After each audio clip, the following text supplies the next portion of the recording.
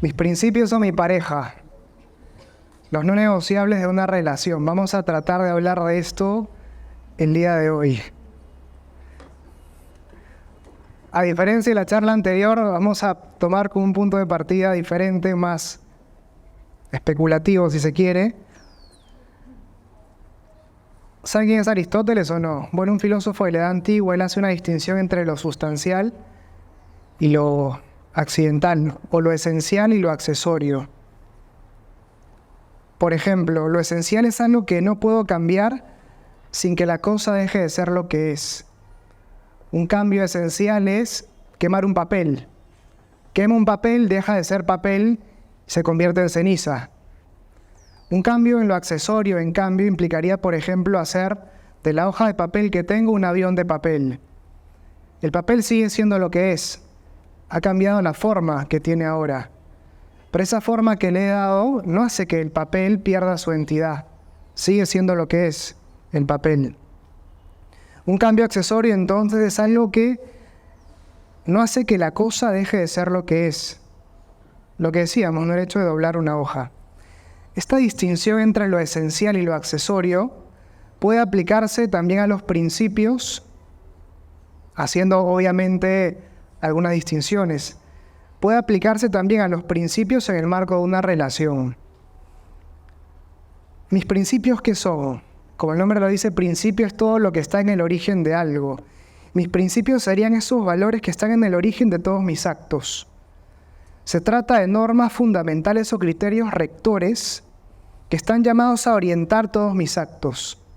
Son, si se quiere, el sello distintivo de mis acciones, mis principios.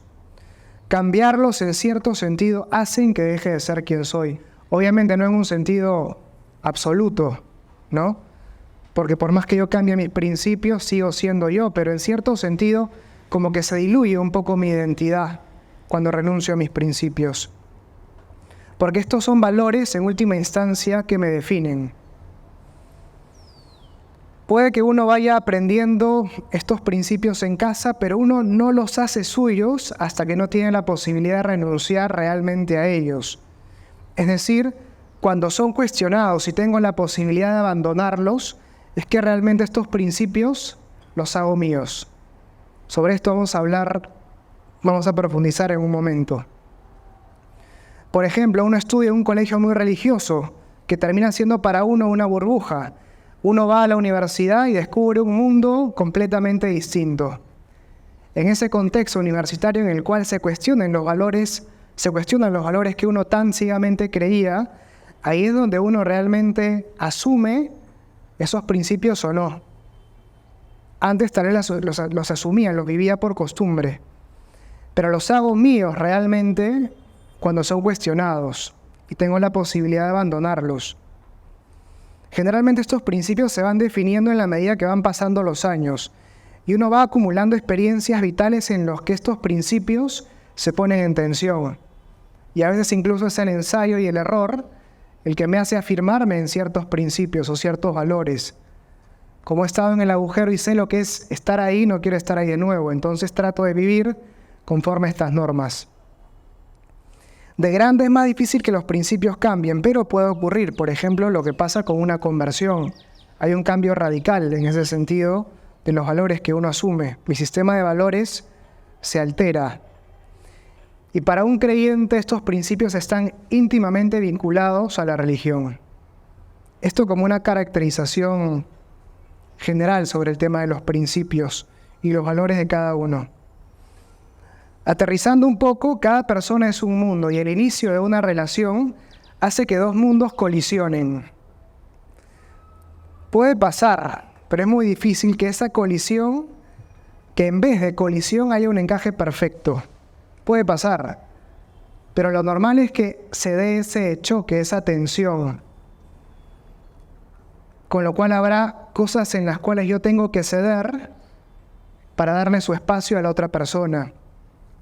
Y en ese ceder hay que volver a esa distinción que planteaba Aristóteles. Tenemos que nosotros poder distinguir qué es lo esencial y qué es lo accesorio. Porque hay muchas cosas que me gustaría que estén en la otra persona, pero tal vez no todas ellas son esenciales, no todas ellas están al mismo nivel. Algunas de ellas las puedo negociar, respecto a algunas de ellas puedo renunciar, pero hay otras cosas a las que no puedo renunciar sin, en cierto sentido, perder mi identidad. Mi identidad, por ejemplo, como católico, como hijo de Dios. En lo accesorio, como decíamos, podemos no coincidir y en ese terreno podemos y tenemos que negociar. En lo esencial, si no coincidimos, lo mejor es no avanzar, porque tarde o temprano, quieras o no, va a haber problemas. Y es mejor cortar antes de estar demasiado enganchados en una situación en la que de todas maneras se va a dar una situación de tensión.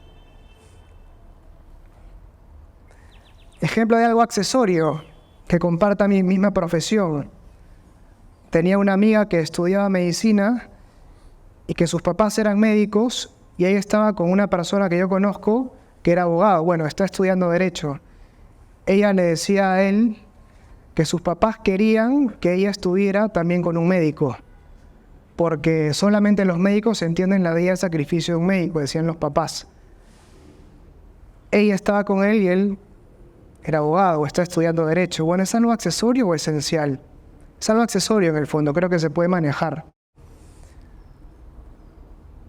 Accesorio, pero discutible para algunos, que comparten mi equipo de fútbol. ¿Ustedes son de la Alianza o de la U? Buah, ya empezamos. Por ejemplo, una persona es de la U y quiere llevar a su enamorada a norte, no a occidente, sino a norte, y resulta que ella termina siendo de la Alianza y va a sur. ¿Es algo esencial o accesorio que la otra persona comparta mi equipo de fútbol? Esencial, perfecto. Pero en cambio algo esencial es que sea católico, o al menos que respete mi fe y que quiera vivir de acuerdo con los valores que se desprenden de mi religión, por más que no practique esa religión. Caso concreto de la castidad, por ejemplo, de la cual vamos a hablar a continuación. Bueno, hay tres ideas que me parece importantísimo plantear sobre este tema de mis principios o mi pareja o los no negociables de una relación. Una primera cosa que me parece fundamental es define tus valores. Define tus valores. Lo primero aquí es conocerse a uno mismo y poder conocerse con la claridad suficiente para distinguir aquello que es esencial y aquello que es accesorio. Aquello que es esencial no puedo negociarlo al entrar en una relación. Es parte de mí, es parte de mi identidad. En cambio, aquello que es accesorio puedo dejarlo de lado. Mi equipo de fútbol, por ejemplo. ¿O no? Ejemplos de cosas esenciales a las que no estoy dispuesto a renunciar. Por ejemplo, que la otra persona quiera eventualmente casarse y formar una familia. Yo quiero casarme. Yo quiero tener una familia algún día. Es algo que no puedo negociar. Es algo que tiene que estar necesariamente en mi relación.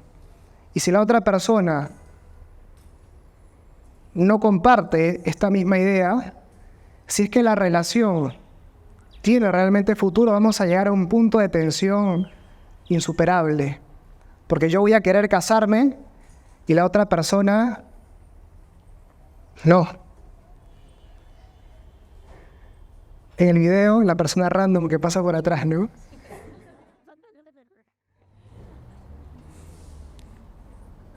Otro tema también importante y que suele ser delicado es la vivencia de la castidad. Si ambos no están de acuerdo, la cosa definitivamente no va a funcionar.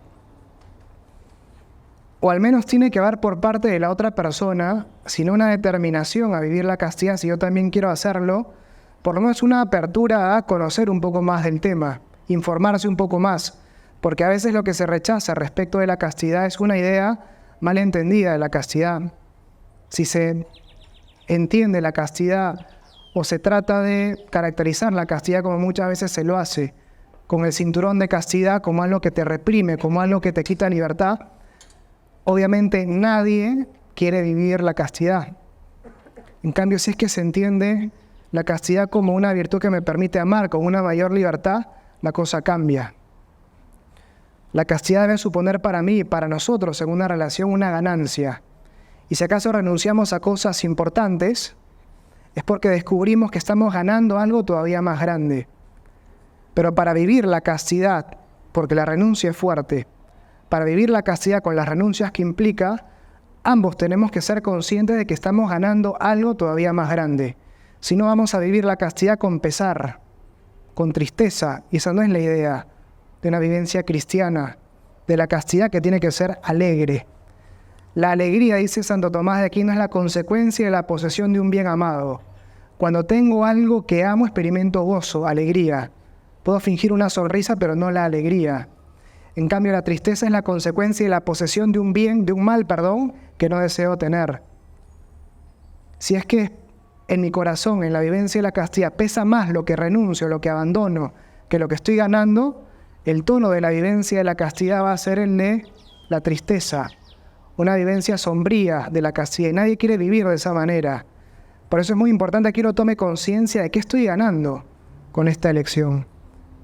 Porque tiene que ser para mí y para nosotros, según una relación, una ganancia, vivir la castidad. Si no, no estamos viviendo bien. Hablamos entonces de aquellas cosas a las que yo no puedo renunciar, que tienen que estar necesariamente al yo encarar una relación. Es decir, la otra persona no puede pedirme que cambie estas cosas. En segundo lugar, es importante también que uno pueda definir, en este conocimiento de uno mismo, qué es lo que espero encontrar en otra persona.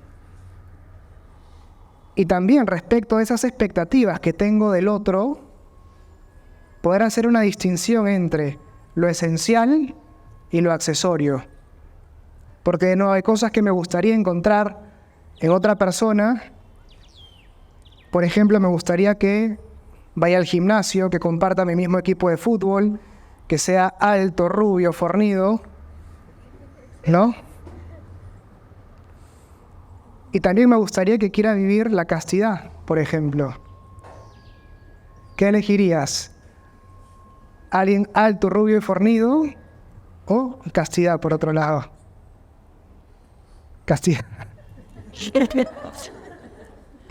Bueno, se entiende esto, ¿no? Bien. Respecto entonces a esas expectativas, es importante que yo pueda hacer esa distinción entre lo esencial y lo accesorio. Aquí también hay que distinguir, porque para algunos que la otra persona sea católica es algo esencial en mi relación. Y por eso es importante aprovechar ese tiempo en el cual uno empieza a conocer a la otra persona, uno empieza a salir con la otra persona. Es importante usar ese tiempo para conocer a la otra persona. Plantear los grandes temas, no de inmediato, obviamente. No es que conoces a una persona y le preguntas cuántos hijos quieres tener o te gustaría, o sea, espantas a la persona. Pero es importante en ese proceso de conocimiento, antes de empezar una relación, plantear ciertos temas. Y a veces el hecho de que la relación empiece muy fuerte desde lo físico, termina generando un enganche con la otra persona que después me es difícil romper si es que veo que la otra persona no comparte aquellas cosas que yo considero esenciales. Por eso también en la expresión del afecto, especialmente cuando estoy conociendo a la otra persona, es muy importante que esas expresiones de afecto no sean tan intensas que terminen nublando el juicio que yo puedo hacer en el conocimiento del otro. ¿Se entiende esto, no? Bien. Primera cosa, entonces, define tus valores. Segunda cosa importante, tus valores no los asumes realmente hasta que no los pones a prueba. ¿En qué sentido? Ayer preparando la charla descubrí que la cerámica es en realidad la arcilla cocida. Es decir, tienes la arcilla en polvo, de la cual se hace la pasta para hacer figuras o vasos. Una vez mojada, la arcilla se hace barro y el barro es maleable. Cuando se hace el diseño, la arcilla debe secarse. Sin embargo, sigue siendo frágil. Es barro en última instancia. Sin embargo, cuando la figura de arcilla se calienta a más de 600 grados, la arcilla deja de ser arcilla y se convierte en cerámica, adquiriendo una mayor dureza y solidez. ¿Sabían eso o no? Bueno, no importa. Algo similar ocurre con los valores que uno asume. Los valores no se asumen en teoría. Para que esos sean realmente mis valores, estos deben ser puestos a prueba, siempre.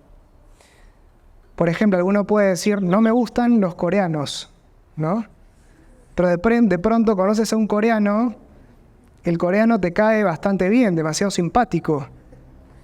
Y bueno, y terminas poniéndote enamorada con ese coreano, y la gente te decía, oye, pero no que con los coreanos no pasaba nada.